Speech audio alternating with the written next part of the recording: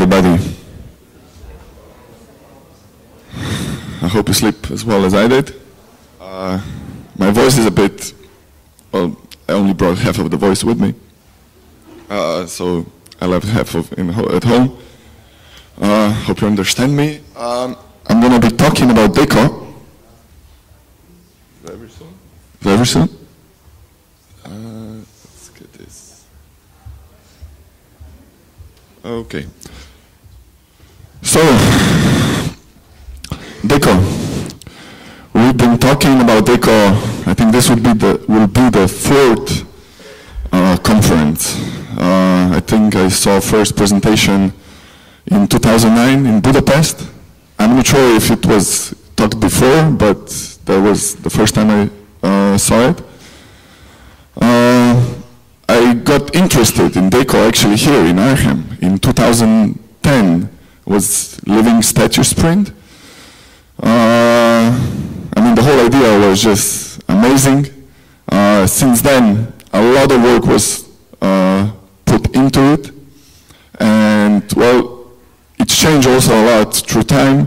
There were pieces which were tested and then moved around. But still, everybody kind of knows what is Deco all about. But when you ask them what is Deco, everybody gives you a different answer. So it would be nice if we kind of unify this and say that Deco editor is a layout. Deco is a layout editor. That's it. Because usually you get, yeah, but then the tiles and stuff, that's different. Tiles could be used outside Deco. Deco is a layout editor. So, okay. I'll start with a short demo. It's a few-minute demo just to get you the idea what's actually working. I didn't dare to do a live demo, so I'm just gonna start it.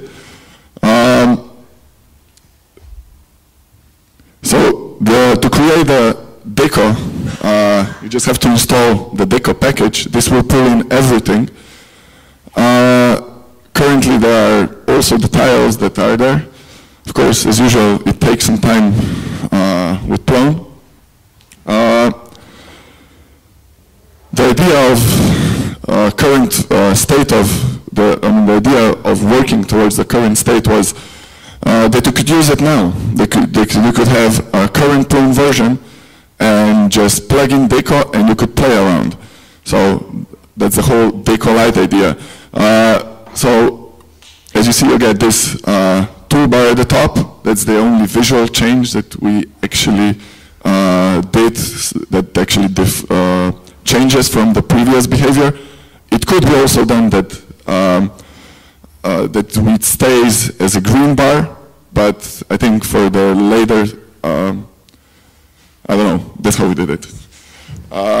So as you see, it works as expected as before, although the black thing at the top is an iframe, so all the communication from with an iframe to the front page, the front frame, is being communicated.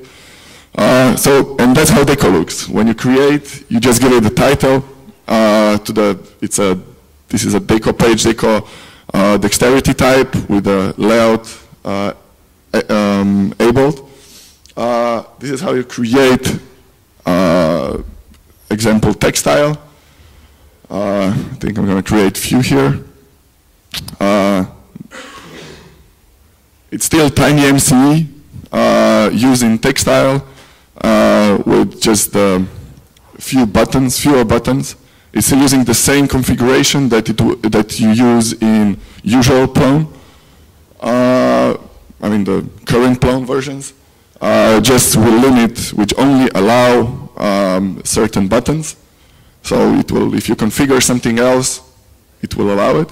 I mean the additional buttons will change. At last sprint, 2 weeks ago, we added possibility to add columns and rows. So you can add columns, rows, and then resize them. The idea was taken from Café cafecitino sprint. So you could drag and drop the rows and tiles. And yeah, that's what we have now.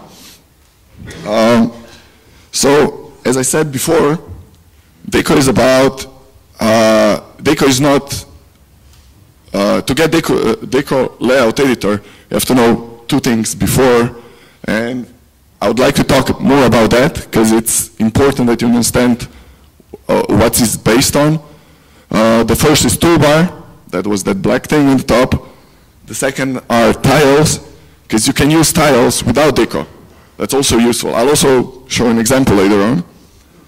And the third, I'll talk about Deco, just a few key points, maybe sum it up all together. So, toolbar. Toolbar, as I said, it's the black thing on the top. The special thing about it is that it's an iframe. When you will start working with it, after 1 hour, you'll be, the same night, you'll be dreaming about iframes and overlays, and you'll be scared and everything. We were 2 weeks ago at the C-Sprint. It was painful, but after a day, you get through it. Well, the iframe code and everything will be hidden from you, or it should be. So the nice thing about it is all the JavaScript that is being it handles that when you click on something, so when you click on the drop down there, and it stretches over the content area, in the backend, actually the iframe gets stretched and it's being see-through. So you don't have to worry. It's, if you click and if you click it, it will automatically stretch for you and everything will just work. Like it is, like there is no iframe. At least that was the idea. So if not working like that, it should. I would just like to here give you like the idea how this works from maybe a little bit from the code, just so you could actually use this in Pyramid or even other projects to kind of combine the backend and frontend on the same page. There is a really nice script being written which actually converts the one DOM element into an iframe. So here you see I have one div element with inside I have a plone toolbar and there are buttons and everything inside. And all you have to define is data iframe, so this data attributes. So data iframe, and you give it a name, and you define also resources which you want to be loaded. And what happens, so this iframe JS scripts, on the load, it picks it up and creates an iframe. You also saw before that it was hidden, right? So displaying none. So here it creates an iframe, puts all the names in the right places, it shows no border, and inserts resources and inserts the content of that element. And that's how you could actually put anything inside an iframe and have it as a backend. In any project, this could be easily. So here you can see what actually copies were. It's like follow the colors and compare. So this is the magic about then all the clicks that are inside the iframe are being also, we catch them, and then if you click on a link inside the iframe, usually the iframe will get reloaded and the top frame will be, or the front frame will stay the same. Well, we are catching all the clicks and we are pointing them so that the top frame actually responds. So all the right clicks, double clicks, and everything, that all works. Next thing to talk about is tiles. Tiles are actually, now I'm again going to mention Martin, because Martin wrote them, and I think I'm not going to complain, because this is the really nice piece of code that he wrote. All the complexity that you knew from, you can say that the same person wrote this, that wrote portlets. No way, because it's mean and it's lean. It could be, I don't know, you cannot do it better, because I'll show in one simple example how quickly you can actually do it. You only need maybe, you don't need to open 3 files and write 3 classes. You just do, with Grok, you could actually do it in just one class, one file. That's it. Well, tiles are also, what are tiles? Tiles are pieces of content on a web page. But tiles, one tile itself is actually a web page. So HTML, or because we are all ploners, it's browser view, right? Nothing else. Browser view with an interface, with additional interface. To actually, in Plone, this piece of tile, how they get rendered and kind of get inserted and being looked up is, maybe it's a bit scary, it's like this. So these are two tiles, right? Just because why two tiles? Because I'm going to show that we have only two types of tiles, and it's based on what kind of persistence we have. So one is transient tile, and the other one is persistent tile. The difference, as you see in the URL, it's that you get, that you persist, in the persistent tile you persist in the database, in the ZODB, and in the transient tile you actually store all the information in the URL itself, right? So you basically don't touch the ZODB at all for this. We'll see later an example how actually this all works. There is also really nice integration for Plone being done, because once you get this, the tiles, when they are created, you basically just define schema for them, if they have some special fields, and all the forms are automatically generated for you. So you get this nice CRUD thing. So you get, this is the view from before. You get the add view for the tile, for the one type of tile. You get the edit view, so you can edit it. And you get the delete view, so you can delete it. So what Deco does is actually just binds to all these views and then just makes it usable and nice to use. So it's not that hard. So I will just sum it up now about the Deco part. So to show it, that's this part, the white part. I mean, you saw it. This is the Deco editor. So there's one special thing when you, what's the Deco so hard, why Deco was so hard to develop? Because it really took us a long time. So maybe you don't see it here because it's just a picture, but in the back end, this is actually an iframe stretched, and then this white area in the middle is actually a top frame, so a front page frame. So, so the styling is the same as in the back end, as it in the page the visitors are seeing. When the tile gets dragged, actually, while you're dragging, this dragging happens inside the iframe because of the dragging libraries. It cannot handle really nice the events through different iframes. And so it's kind of this communication between iframes was really hard to do and was really unstable in the beginning, but now it's working. So this is the backend. I should also mention that everything that we did was based on Bootstrap.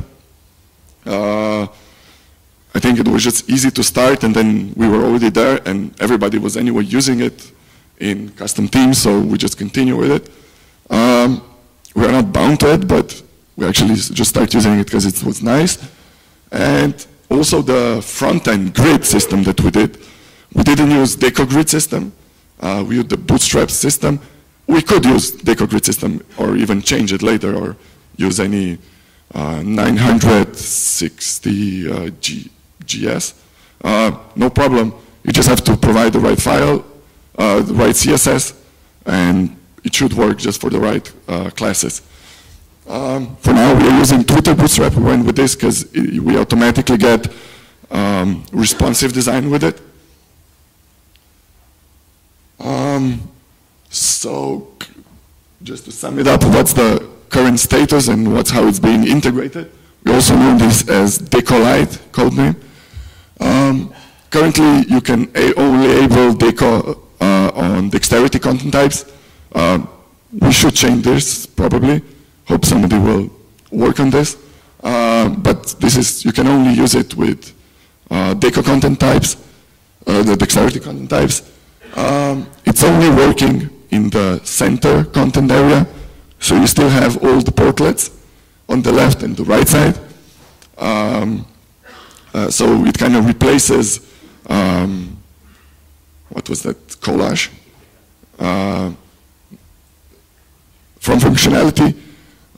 Of course, hopefully later on we will extend it, but we're just trying to get it out. And it's working with, well, hopefully it's not the current version, but it's like the version to be released after the conference. So you can actually install it, or you can just use build out and run it, and it should be, you should get development environment quite up and running quite easily.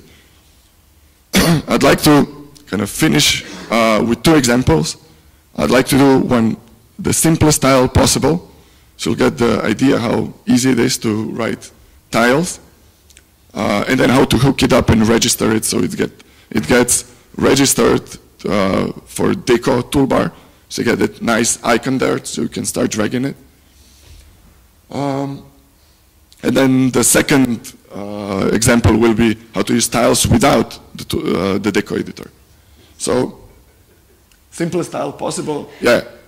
ZCML, I could do grog, but I just went ahead and create this. That's how you register a tile. You give it a name, title, description, permissions, class, which points to the tile, and this is the tile. That's it. It's a hello world tile, and then once you render it, it will just return.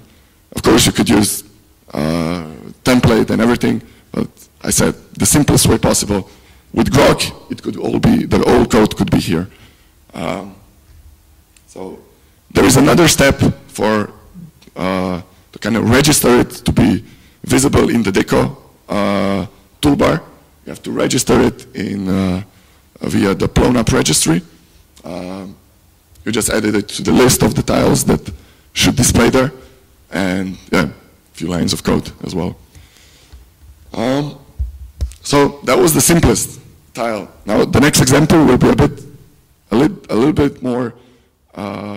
We'll get a little bit more into the coding. I'll show a little bit more code, but the idea is to get the logo tile.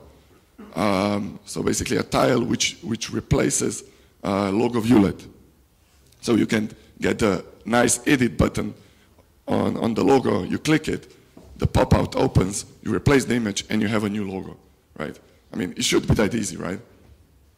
I mean, so the first thing we'll do, we'll actually, we already have the code there, so I'm actually overwriting the plone logo violet. So I will hook in there HTML, which will render the tile. So I'm just overwriting logo violet. Here it's the line from logo violet template.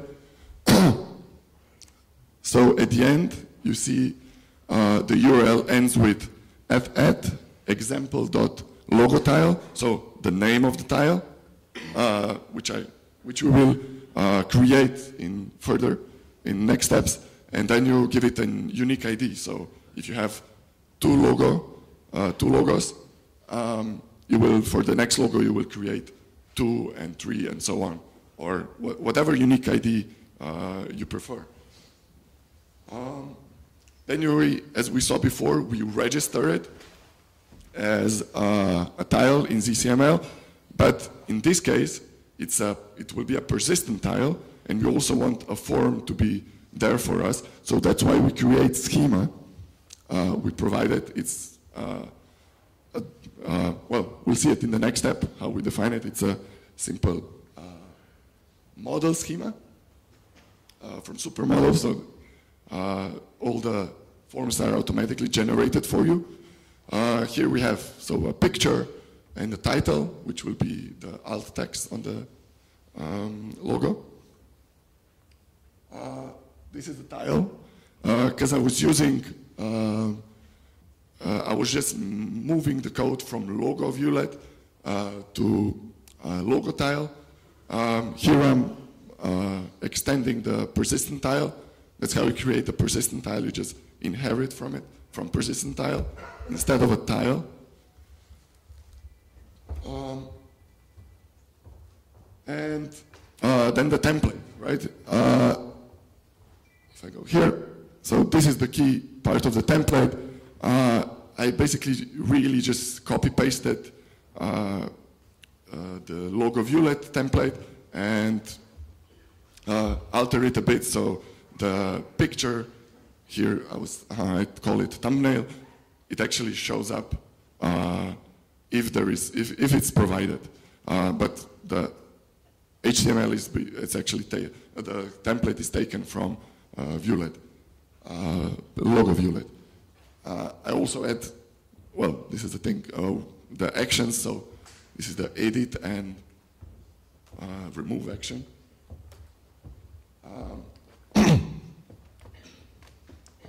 The code that actually triggers the whole nice overlay stuff. It's been decoupled from Deco. It's inside plone.app tiles. So if you want to use tiles on your page without Deco, you just install plone.app tiles, and you get all the JavaScript and everything there. So what I'm doing here, I'm just getting the portal logo and looking up for the parent element that has data tile attribute, and I just call plone tile. It's a jQuery method, and it will just create it. I also have to call show, because usually you want to be able to edit those things only when, I don't know, certain thing happen, when you enter layout editing mode or something like that. So, but here, I just want to show the edit button all the time. That's why I'm clicking show. I'm doing show here. How it looks, you get this edit remove thing here. You click on edit, you get automatically the form for, and then it's being replaced and it's a new image, right? Okay, so just to sum it up, because I hope we'll have some questions after this. To sum it up, Deco at this point is not ready for production use, but it's really close. There are a few bugs that we need to finish, but we are getting, I think we are the closest until now to actually get it done. I'm hoping to do some sprinting on it. Actually, I'm going to do it, definitely. I hope to get some people involved in it, because the more people get into this technology, even if just writing tiles, the better for the whole project. 3 weeks ago, I was also quite frustrated with the state of the code Deco was in, because all the code, especially the JavaScript part, was not tested. Even worse, there was no way to test JavaScript code in Plone. No way. There were some things, but there was no continuous integration. After the last sprint, in C sprint, people came up and they really fixed this problem. So now the JavaScript part is not 100% tested, but it's 50%. So at least this is also one of the tests to improve it on the sprint. And if you want to hear more about how to test JavaScript, please go to the C sprint talk, which will be, I think, in the afternoon. They will talk a lot about topics and problems that we actually encounter while working with Deco or trying to get it done. So, yeah, that's it. Thank you.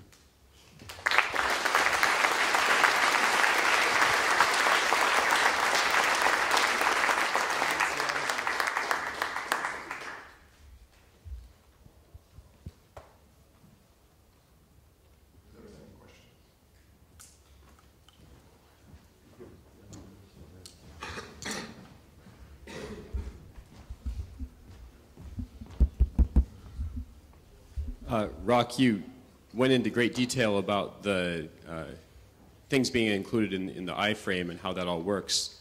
But I think you missed something important, which is, that sounds pretty scary. Why are we going to all this effort to put the thing in an iframe? Can you give the reason for that? Yeah, I think I kind of understood that this was already known.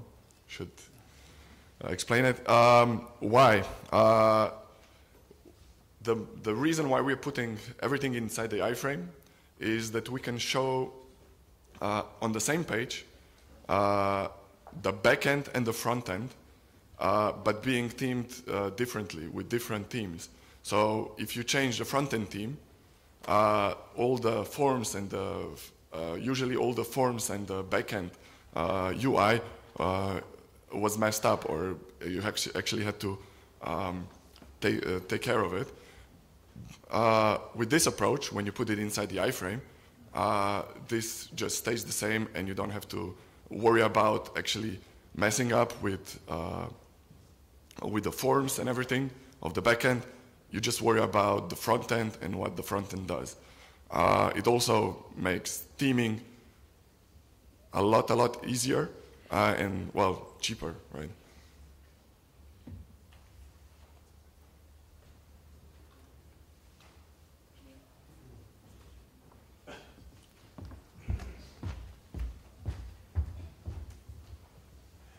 Hello, Rock. Is the plone.app toolbar production ready or not?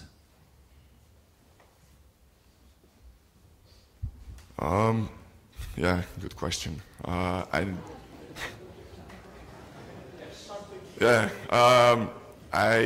didn't use it in production, but I would say it's at your own risk, because nobody ever did it before, but it's working.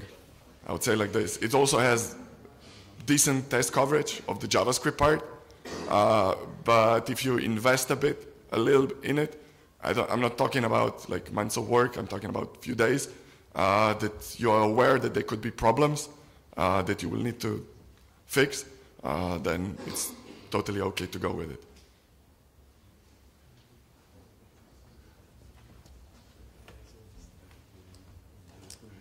Rock, Matt Hamilton yesterday talked about maintaining the balance between the concerns of developers, designers, and end users. Is there any support in Deco for exporting configurations to the file system? No, currently it's not. It's been taught in the whole Deco idea that you could, the whole layout, you could save it and stuff, but we went just for the purpose of actually getting it done, went with the simplest idea possible. So if somebody needs it, it's planned, or somebody could do it. But right now we're just focusing on getting it done for the simple, like replacing collage. That was kind of the main idea.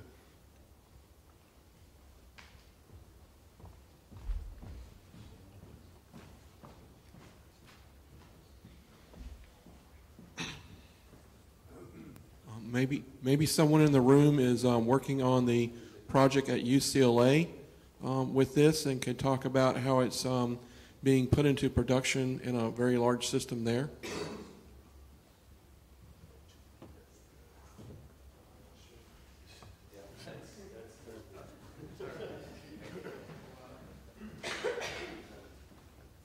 So we actually do have a very large system running at UCLA using tiles, not through Deco, so we don't have any editing layout involved at the moment. Everything is statically placed tiles in just standard Plone templates.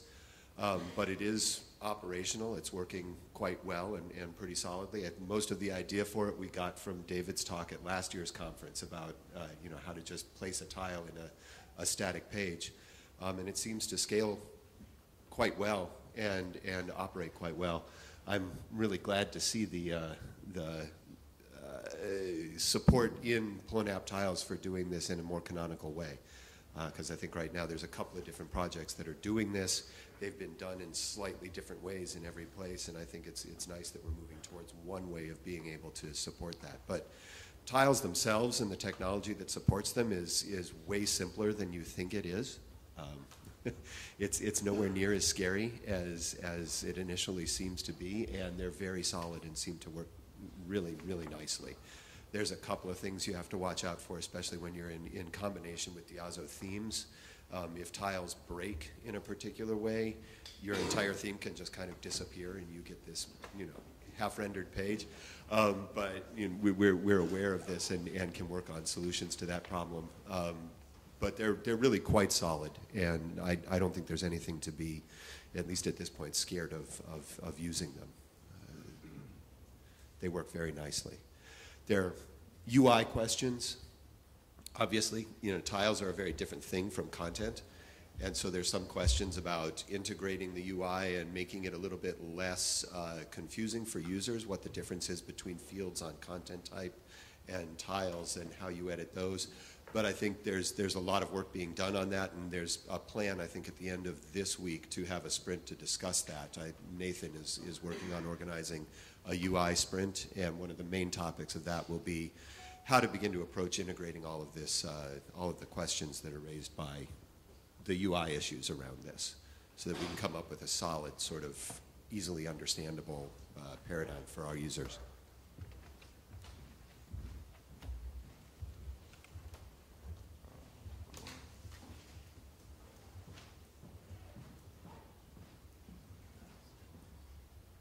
Regarding tiles and dexterity, if I understood it correctly, then every individual content object gets dexterity behaviors added and removed.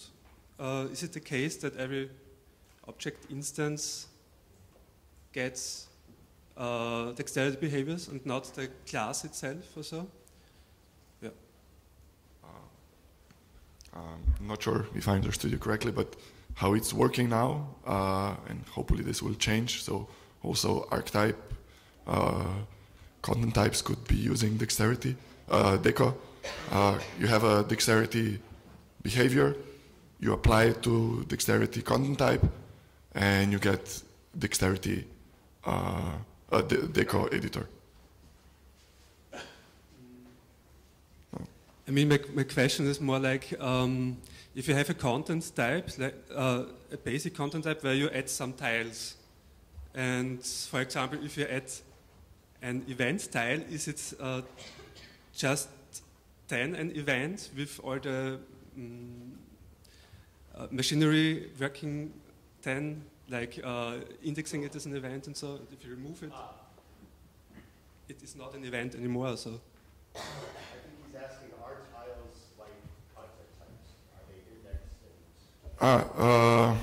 Yeah, this is one of the two things that is on to-do list, and is actually hopefully we'll work on them at the sprint. We are not indexing anything if it's being added as a tile at this point. This will change, and versioning works, staging as well, and currently, there are only two tiles you can add, text tile and image tile.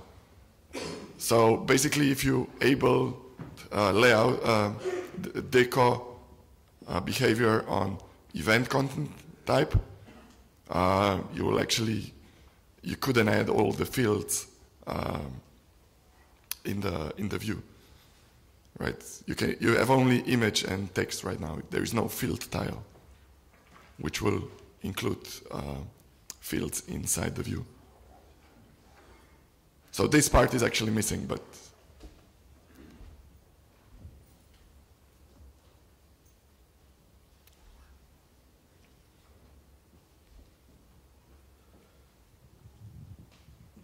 so my neighbor and I were dreaming loudly. The question is, can we today use Deco at home, like, I mean, power users knowing that stuff will break and so on, and then keep the tiles and have them float properly without the UI, so that you have some users that know that it will break under their feet, but still the layout has been done nicely with your hands. I mean, with all the Deco UI. I don't know if I'm clear. Even if the layout breaks, in the middle you click cancel, right, when you're editing the layout. If something breaks, the layout pretty much works, the editor.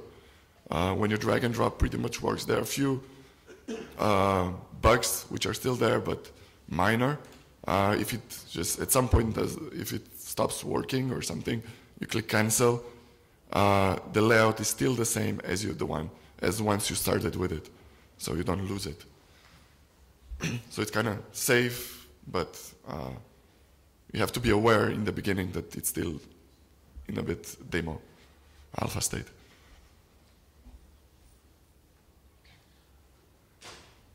Thank you.